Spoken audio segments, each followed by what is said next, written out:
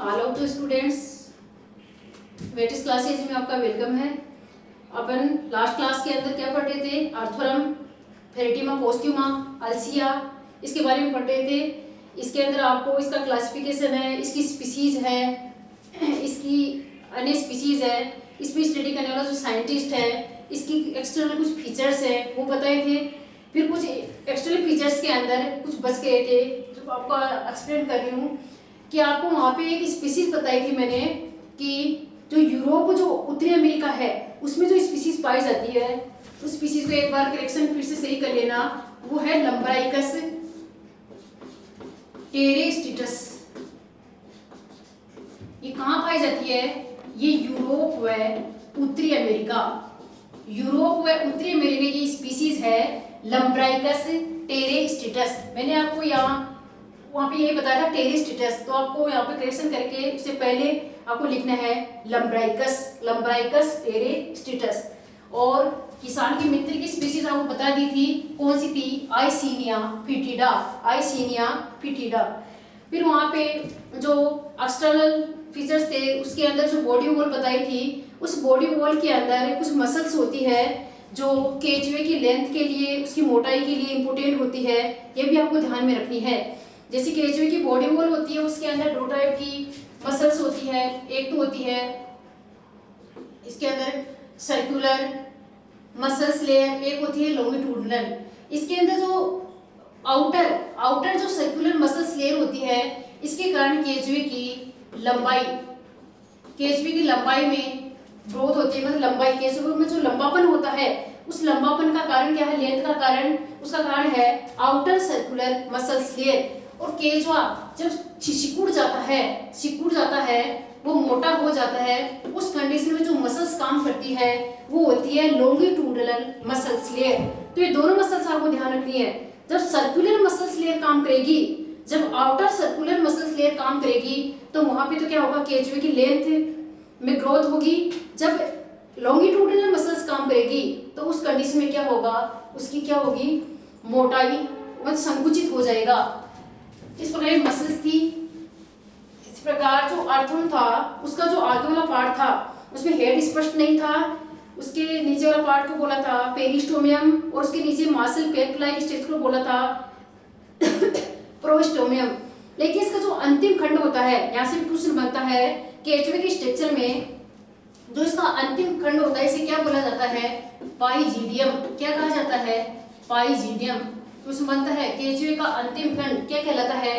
पाइजीडियम। और केचुए के अंदर गमन के लिए सूप बताए थे। ये सूप होते हैं, मतलब केचुए की यदि रफ्तार देखी जाए तो 25 सेमी पर मिनट होती है।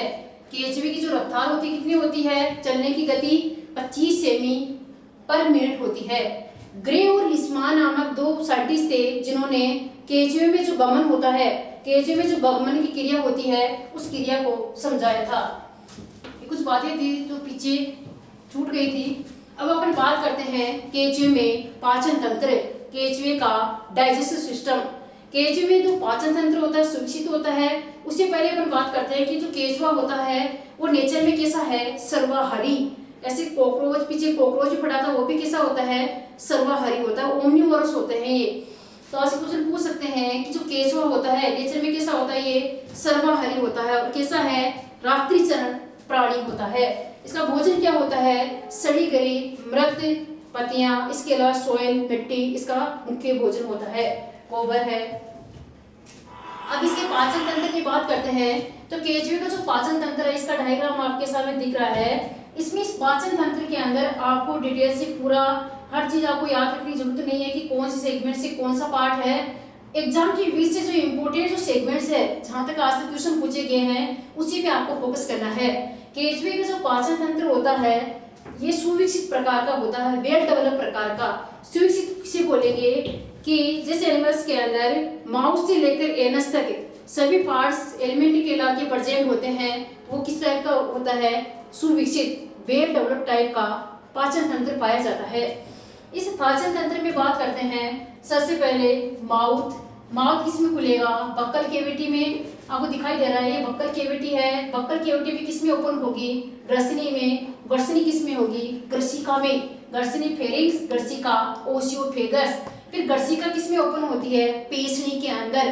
पेशनी, यहाँ से क्वेश्चन यहाँ से पुटअप होता है पेशनी से कि पेशनी केचवे के कौन से खंड में पाई जाती है? बहुत इंपॉर्टेंट क्वेश्चन बनता है। पेशनी केचवे के किस खंड में पाई जाती है? पेशनी केचवे के 8वें सेगमेंट में पाई जाती है। पेशनी पीसना, इसका काम क्या होता है? भोजन को पीसना। फिर पेशनी किसमें आगे ओपन होती है? अमाशय के अंदर। अमाशय कौन से सेगमेंट्स में होता है? 9वें से लेकर 14वें सेगमेंट तक क्या पाया जाता है? अमाशय पाया जाता है, जिसमें भोजन की डाइजेशन की प्रोसेस होती है। अमाशय फिर किसमें खुलता है? ये इंटेस्टाइन वाले भाग में खुलता है, आंत्र वाले भाग में। मतलब 15वें से लेकर अंतिम जो खंड होता है, लास्ट वाले खंड तक, मतलब कौन सा पार्ट पाया जाता है? इंटेस्टाइन वाला भाग। इसमें क्या होता है? फैला हुआ होता है। अब यहाँ से क्वेश्चन ये बनता है, एक क्वेश्चन तो ये बनता है, आपको दिखाई दे रही है पृष्ठ रुधिर वाहिनी। ये डार्क कलर की संरचना आपको दिखाई दे रही है, डार्क कलर के बीच में, इसे क्या बोलते हैं? पृष्ठ रुधिर वाहिनी। आज से क्वेश्चन पूछा जाए कि केचवे की वैसे पहचान क्या होती है, कैसे आइडेंटिफाई कर सकते हैं? इसकी पृष्ठ सतह है, ये इसकी अधर सतह है। तो इसकी पृष्ठ सतह की पहचान के लिए जब इसका डिसेक्शन करते हैं तो पृष्ठ सतह की पहचान करने के लिए क्या करते हैं? इस चीज को देखते हैं कि इसमें काले रंग की एक छड़नुमा एक संरचना दिखाई देती है, उसे बोलते हैं पृष्ठ रुधिर वाहिनी। ये पृष्ठ रुधिर वाहिनी क्या करती है? इसकी पृष्ठ सतह का आभास कराती है, संकेत देती है। ये पृष्ठ रुधिर जो वाहिनी है ये मिड वाले पार्ट में होती है। अब जो आंत्र वाला इंटेस्टाइन वाला भाग होता है, ये आगे चलकर आंत्र वाला भाग 3 भागों में बढ़ जाता है। आंत्र वाला भाग में जो फोल्डिंग होती है इसे बोलते हैं टिप्लोसोल। वेरी इंपोर्टेंट क्वेश्चन यहाँ से पूछा जाता है, टिप्लोसोल। एक तो क्वेश्चन पूछा जाएगा यहाँ से पेशनी से, पेशनी कौन से खंड में? 8वें खंड में। एक क्वेश्चन पूछा जाता है पहचान क्या होती है पृष्ठ सतह की? पृष्ठ रुधिर वाहिनी का। एक पूछ लिया जाता है कि जो टिप्लोसोल, टिप्लोसोल किस भाग में पाया जाता है? तो टिप्लोसोल कहाँ से स्टार्ट हो जाता है? ये टिप्लोसोल का जो रीजन होता है ये आंत्र का ही भाग है जो 15वें से अंतिम खंड में पाया जाता है।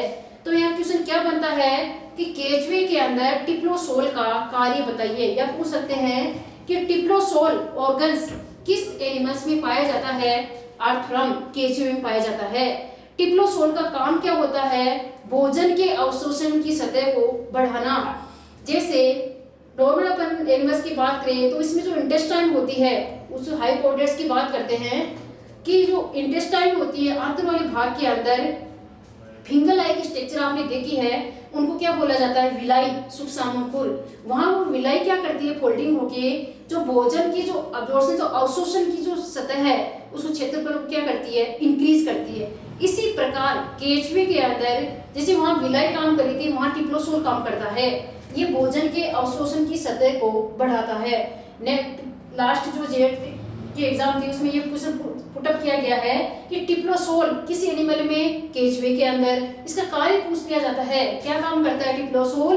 भोजन के अवशोषण की सतह को बढ़ाने का काम करता है। इसमें कुछ लसिका ग्रंथियां डॉट फॉर्म में दिखाई दे रही है। ये लसिका ग्रंथियां रसलसी पदार्थ, लार के समान जो पदार्थ होता है उसका स्राव करती है। इस प्रकार इसमें कुछ इंटेस्टाइनल ये सिका भी होती है, ये आपको दिखाई दे रही है, ये होती है इंटेस्टाइनल सिका। आंत्र अंदनाल ये भी क्या करती है? जो स्टार्च है उसका अपघटन करने के लिए एंजाइम का स्राव करती है। इस प्रकार ये पाचन तंत्र किसका है? किसकी हानाल है? ये केचवे की है, जिसमें फोकस करना है पेशनी पे, पृष्ठ रुधिर वाहिनी पे और किस पे? टिप्लोसोल रीजन पे करना है। अब हम देखते हैं कि जो केचवा होता है उसका मेन फूड क्या होता है? भोजन, सड़ी गली पत्तियां है, इसके अलावा कड़ जो गोबर है, कंडे है, इसके अलावा ये मर्द कार्बनिक पदार्थ है उनको भोजन के रूप में ग्रहण करता है। ये जैसे भोजन लेता है, भोजन मुख से मुखवा में आता है, ग्रसनी में, ग्रसिका वाला ऐसा भाग है जिसमें कोई पाचन की क्रिया नहीं होती है। फिर ग्रसिका से भोजन डायरेक्ट कहाँ आता है? पेशनी के अंदर। पेशनी में भोजन को क्या किया जाता है? पीसा जाता है। भोजन को पीसने के पश्चात इसको कहाँ भेजा जाता है? अमाशय में। अमाशय 9वें से 14वें सेगमेंट में पाया जाता है। अमाशय का काम क्या होता है? अमाशय के अंदर डाइजेस्टिव एंजाइम्स पाए जाते हैं, डाइजेशन एंजाइम का सिक्रेशन करने वाली सेल्स होती है, जैसे एमाइलेज। जब कार्बोहाइड्रेट आएगा तो एमाइलेज कार्य करेगा, जब प्रोटीन आएगा तो उस पर प्रोटीएज काम करेगा, और जब लिपिड आएगा तो उस पर लाइपेज काम करेगा।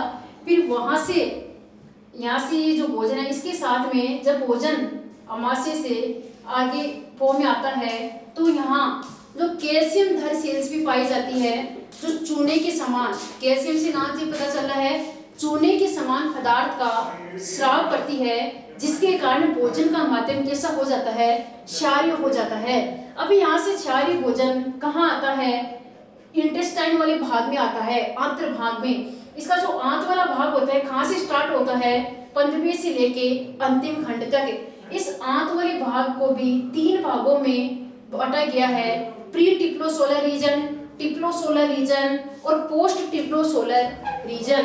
पोस्ट टिप्लोसोलर रीजन यह बोल सकते हैं पूर्व आंत्रवलन भाग और पश्चिम आंत्रवलन भाग। इसमें जो पूर्व आंत्रवलन भाग होता है, इसमें जो अंदनाल सिक्का के फॉर्म में पाई जाती है, इसका काम होता है स्टार्च का पाचन करने वाले एंजाइम का स्राव करना। बीच वाला भाग होता है टिप्लोसोल रीजन। ये टिप्लोसोल रीजन जो भोजन आ रहा है उसके लिए जो एरिया है उसके अवशोषण को बढ़ाने का कार्य करता है। टिप्लोसोल का जो अंतिम भाग होता है पोस्ट टिप्लोसोलर रीजन, ये लास्ट में किस में खुलता है, एनएस में खुलता है। इस प्रकार एक डाइजेशन की प्रोसेस क्या होती है अर्थवरम में कंप्लीट होती है। फोकस करना है पेशनी, परशुदीर्घवाहिनी और टिप्लोसोलर रीजन। क्वेश्चन यहाँ से पुटअप होने की पूरी पॉसिबिलिटी बनती है यहाँ पे। इसके अलावा जो अर्थवरम होता है इसमें भोजन का अवशोषण हो जाता है, भोजन का डाइजेशन हो जाता है। फिर डाइजेस्टिव जो फूड होता है वो कहाँ चला जाता है, इसके प्लाज्मा में चला जाता है, इसके ब्लड में चला जाता है। और जो एक्स्ट्रा प्रोडक्ट होता है, जो एनर्जाइज्ड फूड होता है, वो छोटी छोटी कास्टिंग गोलियों के अंदर, छोटी छोटी गोलियों के अंदर उल्टी से बाहर रिमूव हो जाता है। इससे जो खाद्य तैयार होता है, इससे जो प्रोडक्ट होता है, इसे वर्मी कंपोस्ट कहा जाता है। Vermi compost, vermi compost, vermi compost वो खाद है जो किसके द्वारा तैयार किया गया है, अर्थवरम के द्वारा। ये अर्थवरम किसके द्वारा, मतलब एक छोटी छोटी विषिक्त मृत विषिक्त गोलियों के रूप में, वेस्ट अपशिष्ट मृत विषिक्त गोलियों के रूप में बाहर निकालता है, जिसे बोलते हैं वर्मी कंपोस्ट। इस प्रकार अर्थवरम के द्वारा जो खाद तैयार किया जाता है उसे बोलते हैं, जो प्रोसेस के द्वारा ये फॉर्मेशन होता है उसे बोलते हैं वर्मी कल्चर। Vermi culture. तो केचुए के पालन का अध्ययन क्या कहलाता है, वर्मी कल्चर। वर्मी कल्चर के द्वारा जो खाद तैयार की जाती है उसे क्या बोलते हैं, वर्मी कंपोस्ट। क्या बोलते हैं, वर्मी कंपोस्ट। ये वर्मी कंपोस्ट क्या है कि वही मृत कार्बनिक पदार्थ मिट्टी है जो फिर से गोलियों के रूप में केचुए ने डाइजेस्ट करके उसको गोलियों के रूप में बॉडी से बाहर रिमूव कर दिया, जो क्या होता है फसल के लिए बहुत बेनिफिशियल होता है। इस प्रकार डाइजेशन की क्रिया क्या होती है केचुए के अंदर कंप्लीट होती है। इस प्रकार जो पचित भोजन होता है फिर से वो बॉडी के अंदर चला जाता है, इसे बोलते हैं स्वांगीकरण क्रिया। इसे क्या बोलते हैं, स्वांगीकरण क्रिया कहा जाता है। इस प्रकार आपको डाइजेशन में जो मैंने जानने से वो पॉइंट बताए वो आपको ध्यान में रखने हैं। इस प्रकार डाइजेशन होता है वेल डेवलप टाइप का होता है। वेल डेवलप किसे बोला, जिसमें माउथ से लेकर एनएस पार्ट तक पाया जाता है। इस प्रकार एक पाचन तंत्र कंप्लीट होता है। अब अपन बात करते हैं इसमें रेस्पिरेशन। केचुए में जो रेस्पिरेशन होता है वो शरीर की सामान्य सतह के द्वारा होता है, शरीर की सामान्य सतह। इसमें श्वसन के लिए कोई पर्टिकुलर ऑर्गन नहीं पाए जाते हैं, केवल शरीर की जो सामान्य सतह होती है उसके द्वारा ही गैसों का विनिमय होता है, गैसों का विनिमय होता है।